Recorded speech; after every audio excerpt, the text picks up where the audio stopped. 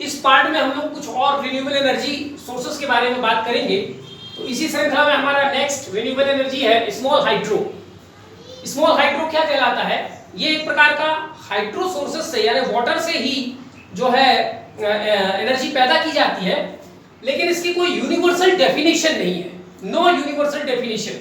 अलग अलग देश में अलग अलग कैपेसिटी के हाइड्रो पावर प्लांट को स्मॉल हाइड्रो पावर प्लांट कहा जाता है।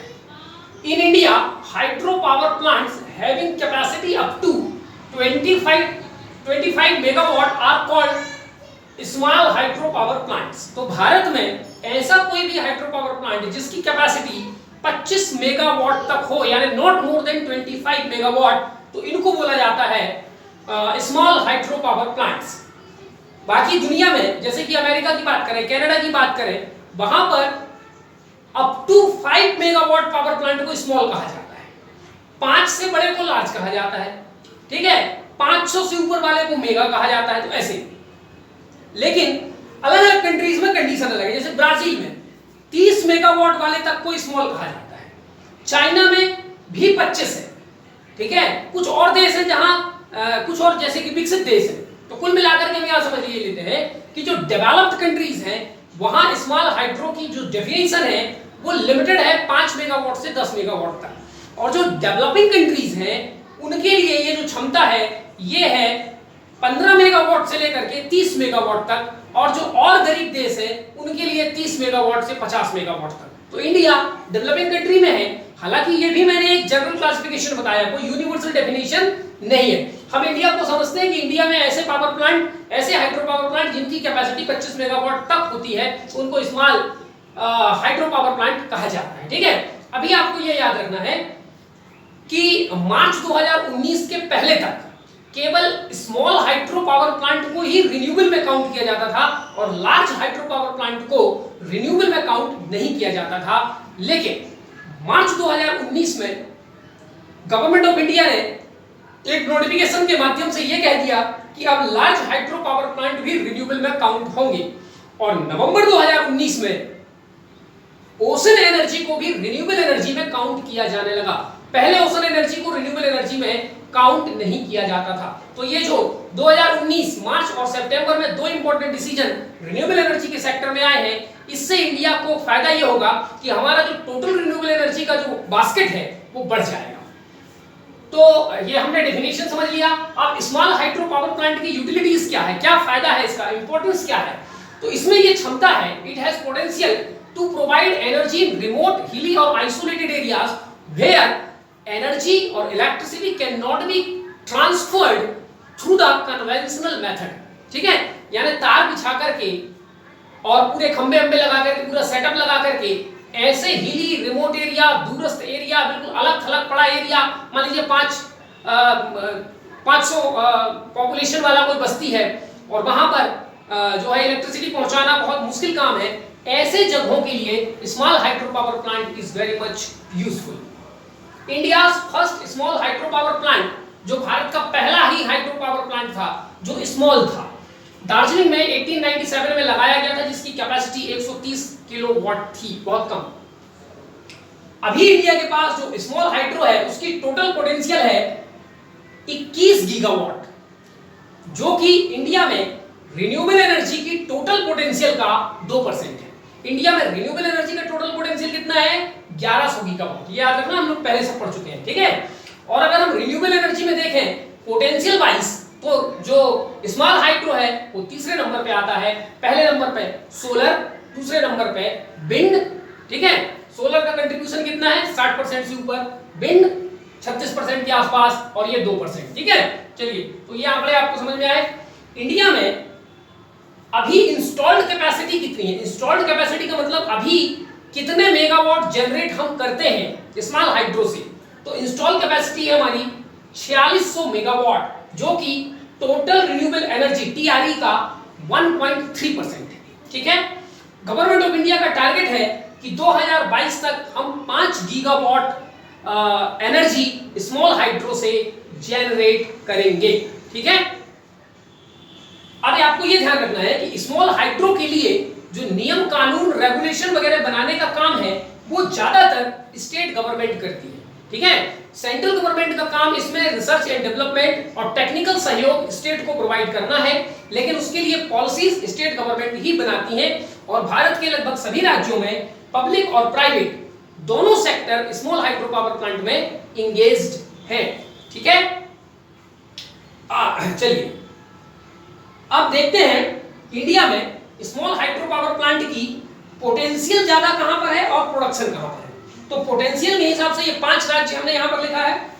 सबसे ज्यादा पोटेंशियल स्मॉल हाइड्रो की है कर्नाटक में, फॉलोड बाय हिमाचल प्रदेश में, उसके बाद अरुणाचल प्रदेश में, 3 हो गए, चौथे नंबर उत्तराखंड और 5वें नंबर जम्मू कश्मीर, ठीक। तो ज्यादातर जो हिली एरियाज है जहां पर पेरेनियल रिवर ऑफ सोर्सेस है वहां पर इनकी पोटेंशियल ज्यादा होती है। प्रोडक्शन के मामले में भी कर्नाटक 1 नंबर पे, तमिलनाडु 2 नंबर, महाराष्ट्र 3 नंबर, हिमाचल प्रदेश चौथे नंबर और उत्तराखंड 5वें नंबर। तो इस प्रकार से पोटेंशियल और प्रोडक्शन ये दोनों का जो है हमने यहां पर देख लिया।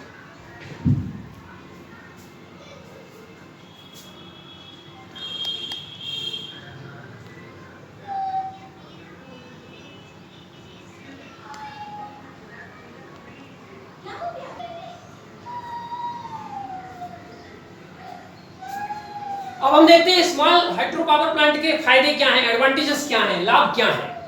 तो ऑलमोस्ट जो चीजें हम इसके पहले जितने रिन्यूएबल में पढ़े हैं वो सारे फायदे यहाँ भी हैं। कुछ थोड़ा 2-4 पॉइंट यहाँ पर नए हैं। पहला, रिमोट, हिली और आइसोलेटेड एरियाज में इलेक्ट्रिसिटी या एनर्जी सप्लाई के लिए small hydro is very much suitable, क्योंकि इसमें लागत कम आती है, डैम वगैरह बनाने की जरूरत नहीं होती, ठीक है।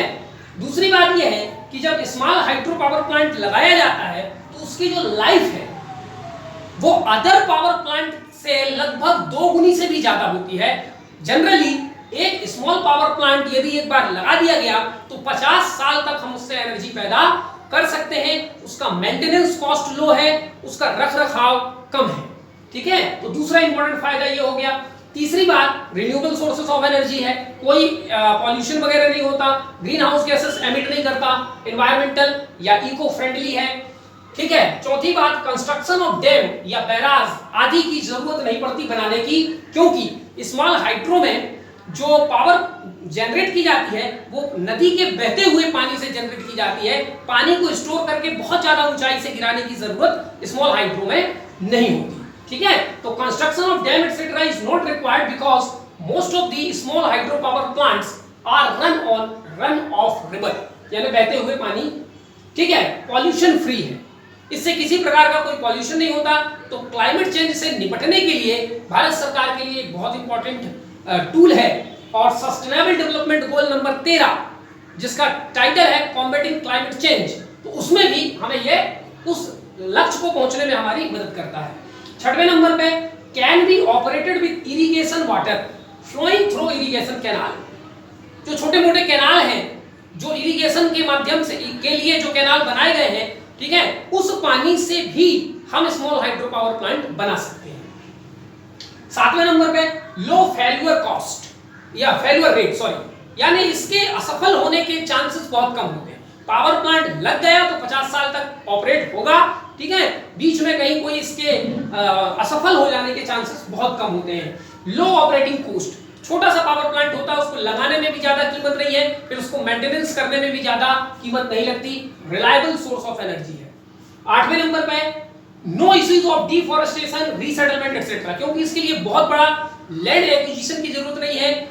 जो आसपास के एरिया में जो फॉरेस्ट है उनको डिफॉरेस्ट करने की जरूरत नहीं है, वहां से लोगों को हटाकर कहीं दूसरे जगह पर फिर से रीसेटलमेंट और रिहेबिलिट करने की जरूरत नहीं पड़ती।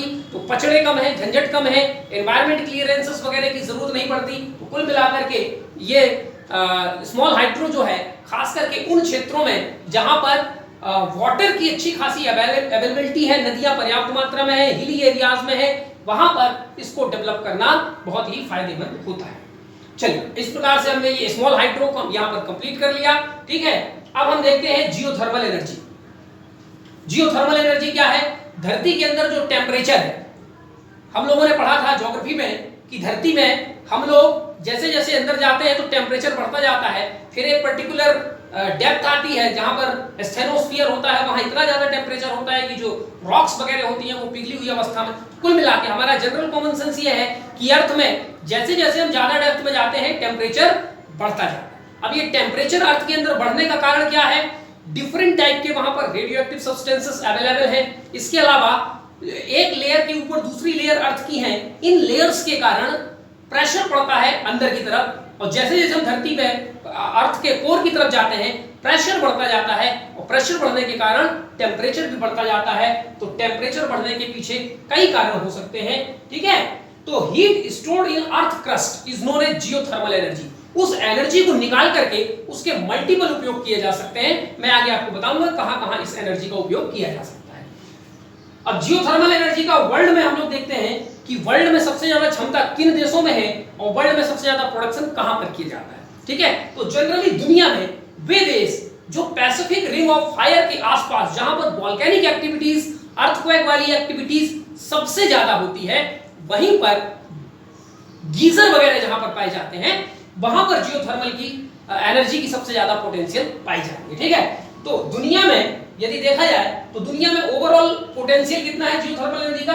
71 गीगावाट। उसमें से सबसे ज्यादा जो है वो चाइना में है, दूसरे नंबर यूएस में, तीसरे नंबर स्वीडन में, चौथे नंबर टर्की में, पांचवें नंबर जर्मनी में, ठीक है। तो ये 5 हो गए हमारे पोटेंशियल के हिसाब से। अब दुनिया में हम देखते हैं प्रोडक्शन।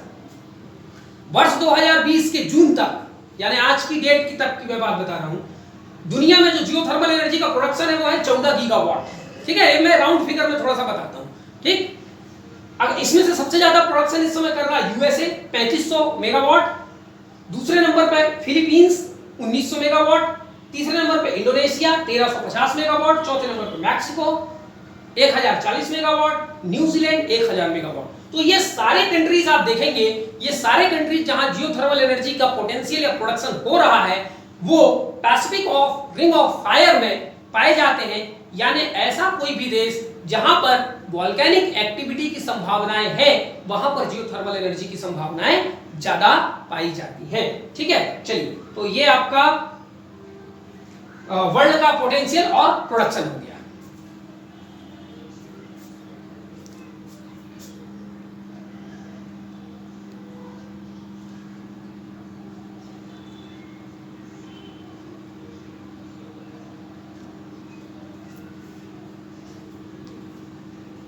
अब जियोथर्मल एनर्जी का हम लोग इंडिया में कंडीशन देखते हैं कि क्या कंडीशन है। तो इंडिया में अभी उसका जो प्रोडक्शन हो रहा है जियोथर्मल एनर्जी का वो बहुत कम है, ठीक है।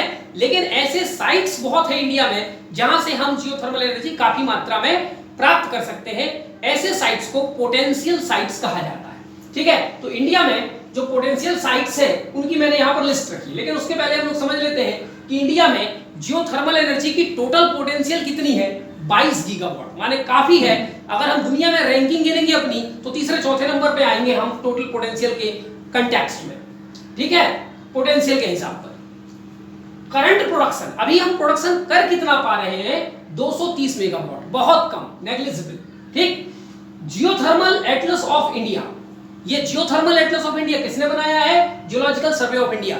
इसके पहले वाले वीडियो में भी मैं biomass Atlas, wind Atlas, solar Atlas, ये सारे मैं बता चुका हूं। आपको ध्यान रखना है किस एटलस को किसने बनाया है।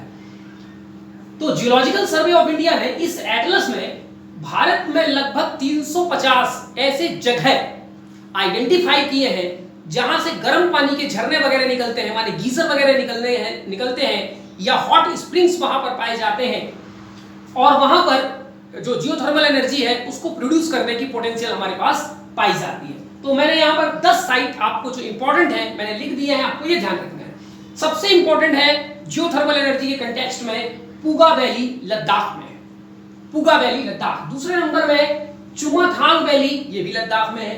तीसरे नंबर पे सूरजखंड झारखंड में। चौथे नंबर में राजगीर बिहार। पांचवें नंबर पे रत्नागिरी महाराष्ट्र। छठवें नंबर पे सोन नर्मदा ताप्ती का जो ट्रफ है, ठीक है, सोन नर्मदा ताप्ती का जो ट्रफ है उसको शॉर्ट में बोला जाता है सोनाटा, सोन नर्मदा ताप्ती।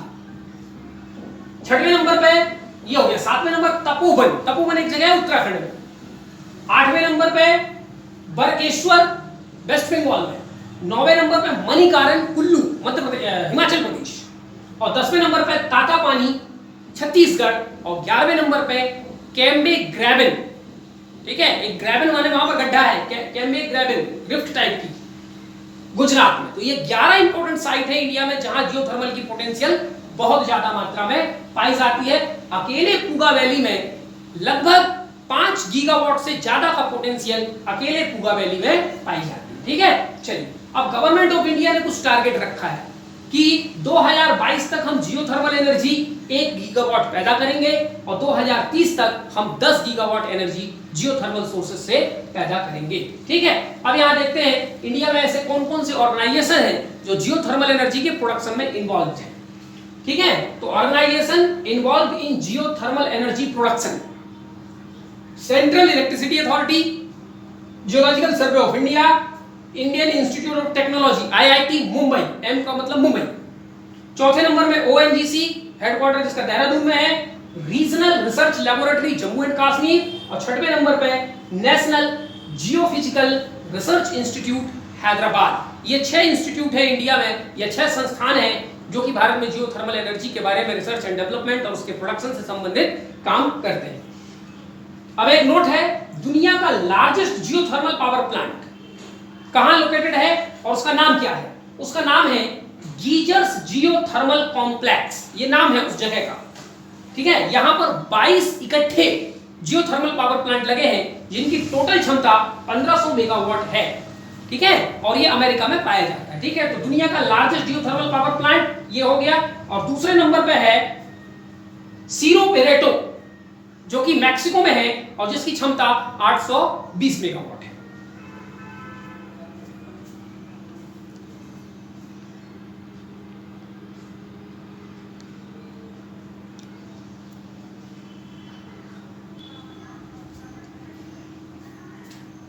और हम लोग जियोथर्मल एनर्जी के कुछ लाभ और कुछ हानियां, क्या बेनिफिट्स है उसके, क्या एडवांटेजेस हैं, ये देखते हैं।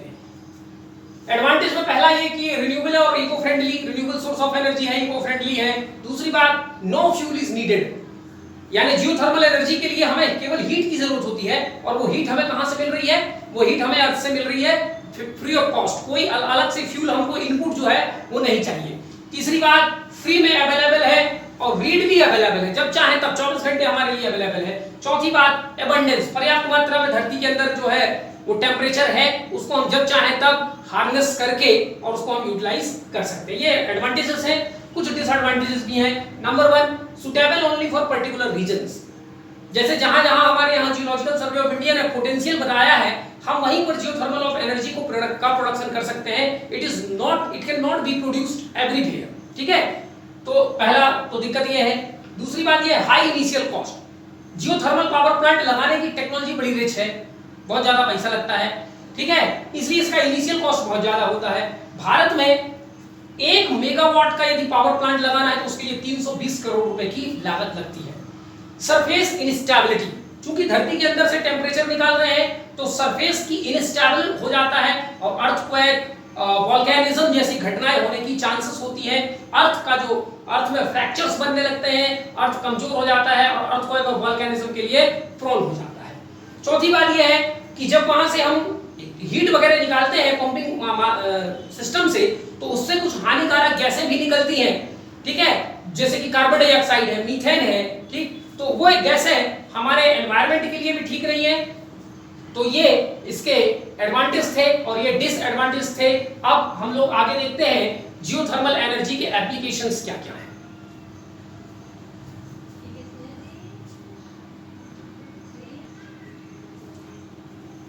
जियोथर्मल एनर्जी जो अभी प्रोड्यूस किया जा रहा है उसका पूरी दुनिया में अभी इलेक्ट्रिसिटी बनाने में उसका प्रयोग नहीं किया जाता। प्राइमरी उपयोग उसका किया जाता है, वो जो हीट निकलती है उस हीट को कॉमर्शियल या इंडस्ट्रियल या जो गवर्नमेंटल बॉडीज हैं उनमें उनके बिल्डिंग्स वगैरह को गर्म करने में, पानी को गर्म करने में, ठीक है, इस प्रकार से इसका उपयोग, यानी हीटिंग पर्पज के लिए भी उस एनर्जी का प्रयोग किया जाता है। दूसरे, एग्रीकल्चर, खास करके जो पोलर और सब पोलर बेल्ट में जो कंट्रीज हैं वहां पर एग्रीकल्चर और एग्रीकल्चर से रिलेटेड जितनी एक्टिविटीज है, जैसे फिशिंग हो गई, तो वहां के पानी को एक मॉडरेट लेवल के टेम्परेचर में बनाए रखने के लिए और एग्रीकल्चर के लिए भी जो मॉडरेट लेवल का टेम्परेचर चाहिए तो उसमें भी इसका प्रयोग किया जाता है। ठीक है, इंडिया पर एक्सपेरिमेंटल तौर पर इलेक्ट्रिसिटी जनरेशन का काम शुरू हुआ है और ऐसा इलेक्ट्रिसिटी जनरेट करने का पहला प्लांट हमने गुजरात के धोलेरा में लगाया है। ठीक है, तो ये 3 बड़े एप्लीकेशन है भी जियोथर्मल एनर्जी के। इसी के साथ हमारा ये जियोथर्मल एनर्जी का चैप्टर कंप्लीट होता है। अब हमारा एक जो 2 बड़े बड़े टॉपिक बच गए हैं, एक हमारा ओशन एनर्जी, क्योंकि उसको अभी लेटेस्ट में ही रिन्यूएबल एनर्जी का दर्जा मिला है, और उसके बाद एक बहुत इंपॉर्टेंट टॉपिक हमारा बच जाएगा न्यूक्लियर एनर्जी। ठीक है, थैंक यू।